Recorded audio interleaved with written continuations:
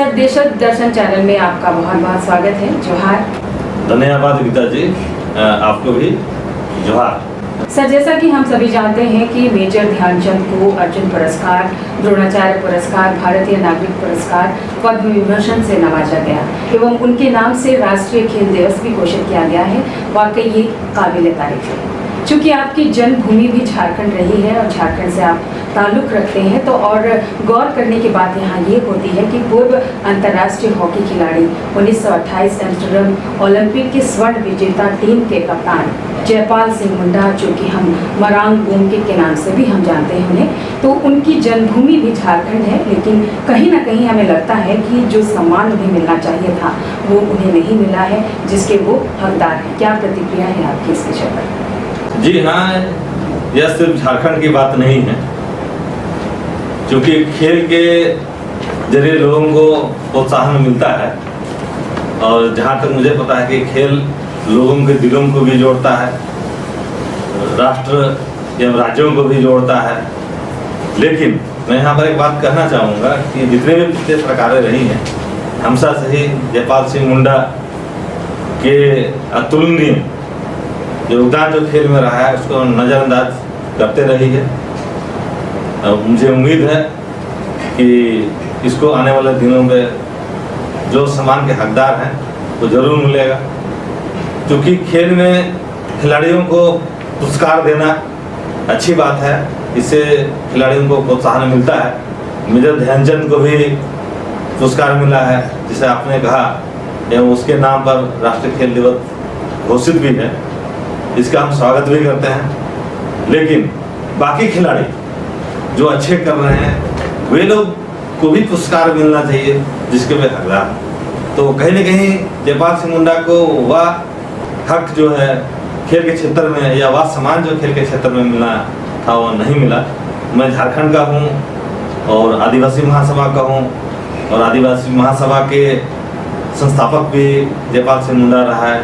तो मुझे तो दुख होती ही है, लेकिन तमाम भारत के आदिवासियों को भी इससे दुख होता है और वे लोग अपमान महसूस करते हैं, क्योंकि उसका योगदान खेल के क्षेत्र में अगर तुलना करें, जो आज बहुत सारे लोगों को पद्मश्री, पद्म भूषण या अर्जुन अवार्ड या द्रोणाचार्य अवार्ड दिल्ली में दिया जा रहा है, अगर उनके योगदान को तुलना आप जयपाल सिंह मुंडा के खेल जीवन या उसके जीवन से तुलना करेंगे तो कहीं न कहीं वो बहुत बौने लगते हैं। फिर भी जयपाल सिंह मुंडा को पद्मश्री और अर्जुन अवार्ड के लिए भी योग्य नहीं समझना हमारे समाज के लिए बहुत अपमानित करने वाली बात है। तो हम इसके सम्मान के लिए आगे जो है संघर्ष जारी रखेंगे, क्योंकि आपको मालूम है जयपाल सिंह मुंडा का योगदान सिर्फ खेल के क्षेत्र में नहीं रहा। इनका जो योगदान जो है, चाहे वह खेल और कला का क्षेत्र हो, चाहे शिक्षा हो, राजनीतिक का क्षेत्र हो, या आर्थिक और सामाजिक क्षेत्र हो, या संविधान निर्माण करने की बात हो, प्रत्येक क्षेत्रों में इनका योगदान बहुमूल्य और अतुलनीय रहा है। उसको देखते हुए हमें जो है, एवं आपका जो दर्शक है उनको, या सरकार जो हमारी बात सुन रहे हैं, उनको इस पर विचार करना चाहिए और जो ऐतिहासिक भूल पिछली सरकारों ने किया है उसे सुधार करने की आवश्यकता है।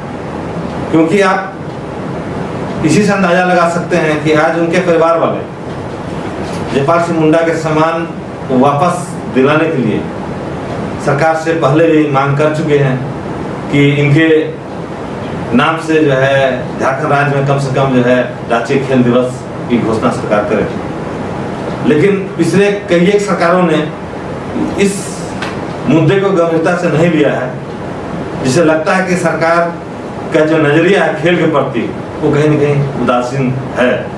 तो मैं चाहूँगा कि वर्तमान जो हेमंत सरकार है उसके एक मौका है, अवसर है कि इसके जन्मदिन पर जो है 3 तारीख को जो है राष्ट्रीय खेल दिवस घोषित करें और उसके मान सम्मान को हम वापस कर सकते हैं। और साथ में सिर्फ उसके जयंती पर सिर्फ राष्ट्रीय खेल दिवस झारखंड का ना हो, बल्कि उसके नाम से भी ध्यानचंद के नाम से जिस प्रकार या बाकी लोगों के नाम से जिस प्रकार पुरस्कार दिल्ली में दिए जाते हैं, जैसे राजीव गांधी खेल रत्न पुरस्कार है, द्रोणाचार्य अवार्ड है, तो उसी प्रकार जयपाल सिंह मुंडा के नाम से भी और अन्य जो खिलाड़ी झारखंड में भी हैं उनके नाम से भी सरकार जो है पुरस्कार की घोषणा करे, उससे खिलाड़ियों को प्रोत्साहन मिलेगा। खेल जगत में खेल को जो है प्रचार प्रसार में मदद मिलेगा। तो ये हमारी मांग है। मैं और भी कहना चाहूँगा, जो लोग नहीं जानते हैं जयपाल सिंह मुंडा को, उनके लिए मैं ये कहना चाहूँगा कि जयपाल सिंह मुंडा का योगदान खेल में तो था ही, जिसके नेतृत्व में 1928 में एम्स्टर्डम ओलंपिक में जब ब्रिटिश इंडिया हुआ करते थे, जब देश आज़ाद नहीं था, तो गुलाम भारत में एक भारतीय खिलाड़ी, जिस टीम में विदेशों में खिलाड़ी भी शामिल थे, उस टीम में कैप्टन के रूप में शामिल किया जाना अपने आप एक बहुत बड़ी उपलब्धि है। वो बिना टैलेंट के तो संभव नहीं है। और आपको ज्ञात होगा कि उसी टीम में मेजर ध्यानचंद भी खेला करते थे। और पहली बार भारत ने ओलंपिक में 1928 में जो है स्वर्ण पदक जयपाल सिंह मुंडा के नेतृत्व में दिलाई थी। तो सिर्फ वे आपका खिलाड़ी तो थे ही थे, उसके अलावे वे जो है एक शिक्षाविद, एक लेखक, एक संपादक, एक राजनीतिज्ञ के तौर में भी वे जाने जाते थे और आज भी जाने जाते हैं। तो उनका सबसे बड़ा काम जो है, अहम रोल था, वो संविधान में था, संविधान निर्माण में था, जिनके प्रयास से संविधान सभा के सदस्यों को वे यह समझाने में सफल हो पाए थे। और उसके प्रयासों से आदिवासियों के रक्षा कवच कहे जाने वाले 5वीं और 6वीं अनुसूची जैसे मजबूत प्रावधान को संविधान में जुड़वाने में वो सफल हो पाया था। तो इसी संदर्भ में उन्होंने संविधान सभा के अंदर आदिवासियत की अहमियत को बताने के लिए उसने जो कहा था, संविधान सभा में कहा था, you cannot teach democracy to tribal people, you have to learn democratic way from them, they are the most democratic people on earth. अर्थात आप आदिवासियों को लोकतंत्र नहीं सिखा सकते, आपको आदिवासियों से लोकतांत्रिक तरीका सीखना होगा, क्योंकि आदिवासियों से अधिक लोकतांत्रिक लोग इस पृथ्वी में नहीं है। तो इस वक्तव्य के माध्यम से उन्होंने संविधान सभा के सारे सदस्यों को यह समझा पाने में सफल हो पाए थे कि 5वीं और 6वीं अनुसूची किस तरह आदिवासियों की जो स्वशासन व्यवस्था है कितनी अहम है, और उसको जो संविधान में जुड़वा पाने में सफल हो पाए थे। तो ये एक ऐतिहासिक मूवमेंट था आदिवासियों के लिए। तो उनका योगदान कहीं न कहीं प्रत्येक क्षेत्र में रहा है।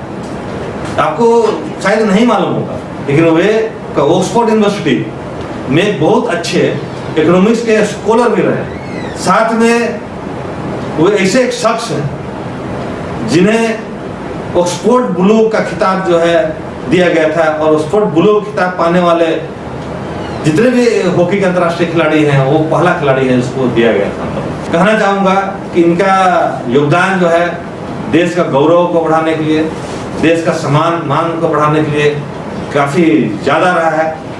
इसी से आप अंदाज़ा लगा सकते हैं, जो आपका सबसे बड़ी नौकरी है आपका भारत देश में, जिसको उस वक्त ICS कहा जाता था, इंडियन सिविल सर्विस की नौकरी में वो चयनित हो चुके थे, फिर भी उसी समय उनको जो है खेल के लिए एम्स्टर्डम जाना था। अर्थात उन्होंने देश को सर्वोपरि रखते हुए, देश का मान सम्मान को आगे रखते हुए, उसने अपने व्यक्तिगत लाभ को त्याग देते हुए वह सबसे बड़ी नौकरी जो भारत में थी उस वक्त, उसको छोड़कर देश के लिए खेलना पसंद किया। तो उसके जो निस्वार्थ भाव से जो सेवा भावना है देश के लिए, उसको सम्मान जरूर मिलना चाहिए। उसके नाम पर 3 जनवरी को राष्ट्रीय खेल दिवस झारखंड का घोषित किया जाए। उसके नाम से जो है पुरस्कार दिए जाने चाहिए खिलाड़ियों को। जिस प्रकार राजीव गांधी खेल रत्न होता है, उसी प्रकार जयपाल सिंह मुंडा खेल रत्न के नाम से जो है आपका पुरस्कार घोषित होना चाहिए। साथ साथ उसके अतुलनीय योगदान को देखते हुए भारत रत्न के लिए भी जो है झारखंड सरकार मरणोपरांत उसके पूरे जिंदगी के आजीवन उसका योगदान को देखते हुए भारत सरकार से अपना अनुशंसा भेजे, ताकि जो है उनको मान सम्मान मिल सके। और साथ साथ में उनके माध्यम से आदिवासी समाज पूरे देश का जो आज ठगा सा महसूस कर रहा है, उन्हें भी आपका सम्मानित महसूस करने में गर्व हो।